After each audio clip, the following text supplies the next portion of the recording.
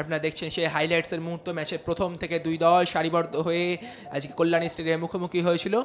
Asus rainbow এবং ভবানীপুর, সাদা জার্সিধারী ভবানীপুর এবং হলুদ জার্সিধারী অ্যাসোস রেনবো। দুই দলে শেষ মুহূর্তের ফটোশুটের পর আজকের ম্যাচ কিক অফ হয় কল্যাণী স্টেডিয়াম থেকে।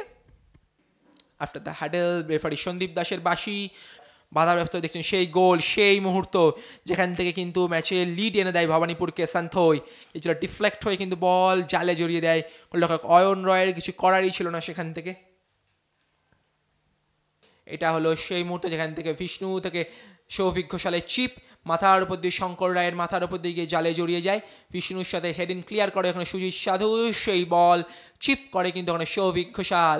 তারপর তার সে iconic celebration of the CFL 2025 referee Sandip Das বাঁশি বাজিয়ে কিন্তু খেলার জবনিকা টানেন তারপর, এবং ফলাফল এসে দাঁড়ায় কল্যাণী স্টেডিয়াম থেকে সরাসরি অ্যাসোস রেনবো 1 ভবানীপুর ক্লাব 1।